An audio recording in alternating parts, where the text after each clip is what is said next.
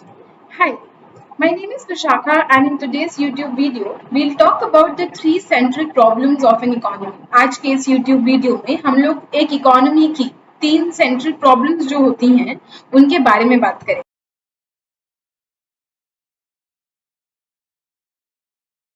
So before we start talking about what are the three central problems of an economy, we need to understand what do we mean by an economic problem.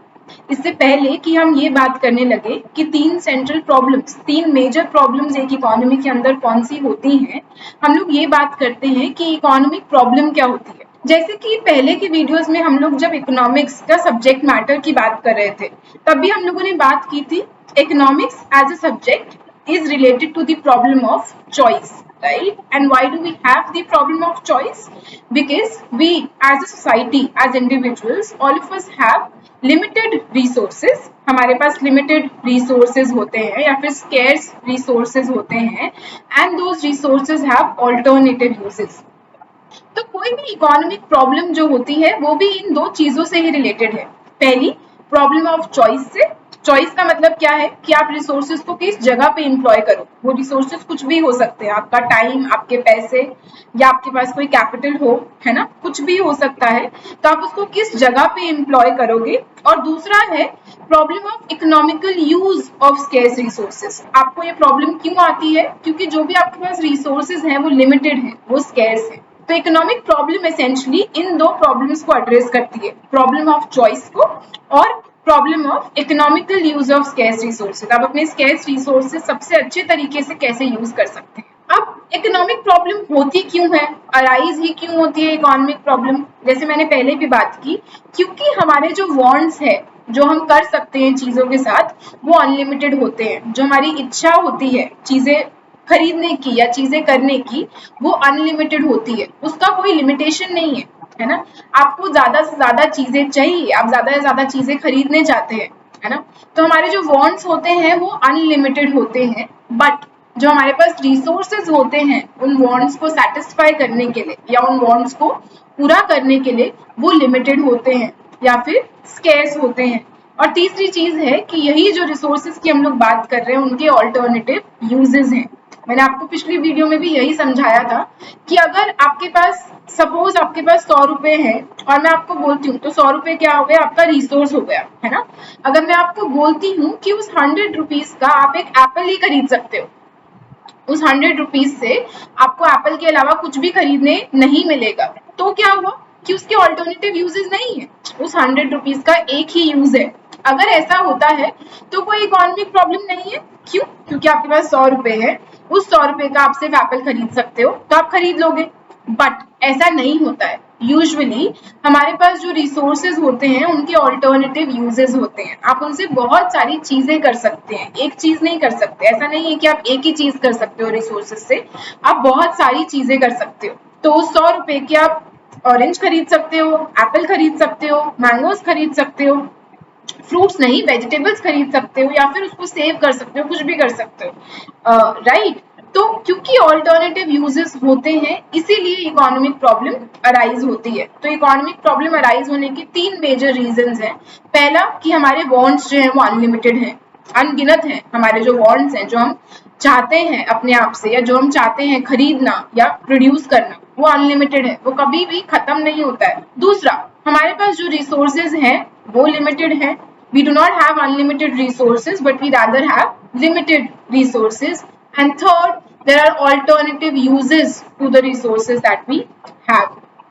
Right? So these are three causes of economic problems. Central problems of an economy are problems that every economy will face at some or the other level. चाहे उस economy का कोई भी type हो, चाहे वो capitalist economy हो, socialist economy हो या फिर mixed economy हो, no matter what type of economic system persists in the economy, every economy will be faced with these three central problems. The problems are what to produce, how to produce, and for whom to produce.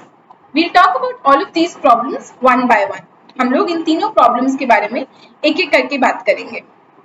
तो पहले हम बात करते हैं what to produce. So it's a question that every economy faces. ये एक सवाल है जो हर एक इकोनॉमी को एड्रेस करना पड़ता है.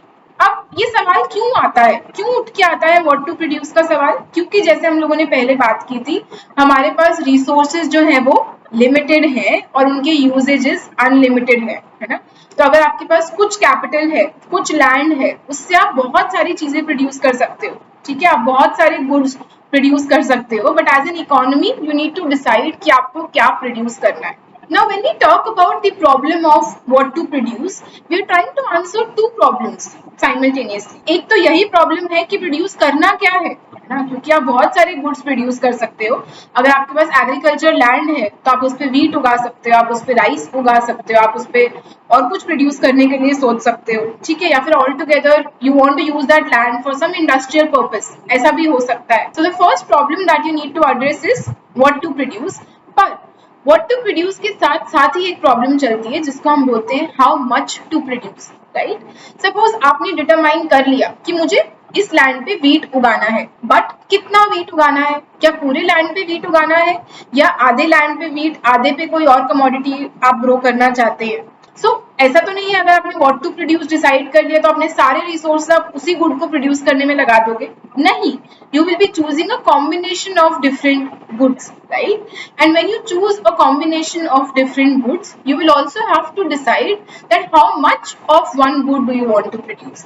So the first central problem that every economy needs to address is the problem of what to produce, and the problem of how much to produce comes along with the problem of what to produce. Let us now move to the second problem of an economy.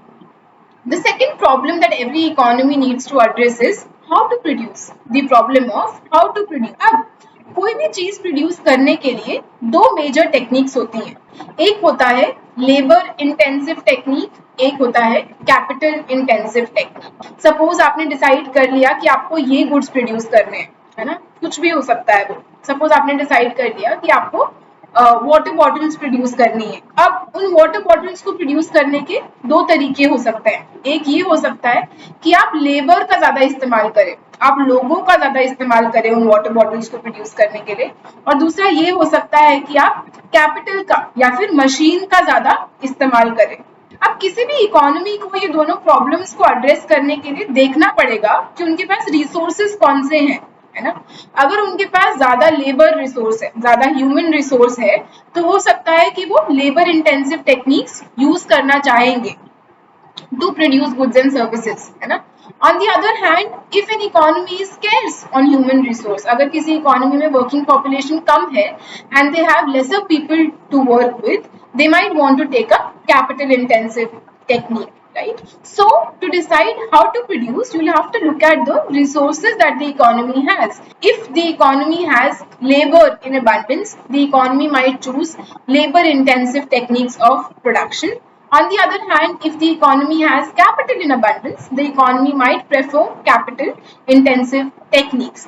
Now, you need to understand, जब हम लोग labour intensive और capital intensive techniques की बात करते हैं, इसका मतलब ये नहीं है कि एक ही चीज यूज होगी प्रोडक्शन प्रोसेस में, है ना। अगर मैं बोलती हूँ कि लेबर इंटेंसिव टेक्निक है, इसका मतलब ये नहीं है कि मशीन एम्प्लॉय ही नहीं कर सकते, कैपिटल एम्प्लॉय ही नहीं कर सकते। एट द सेम टाइम अगर मैं कैपिटल इंटेंसिव टेक्निक बोलती हूँ तो इसका मतलब ये नहीं है कि लेबर उसमें होगा ही नहीं, ऐसा नहीं है, बट ज्यादा कौन सा फैक्टर ऑफ प्रोडक्शन यूज होगा उस टाइप की टेक्निक हम लोग उसको बोलेंगे, है ना।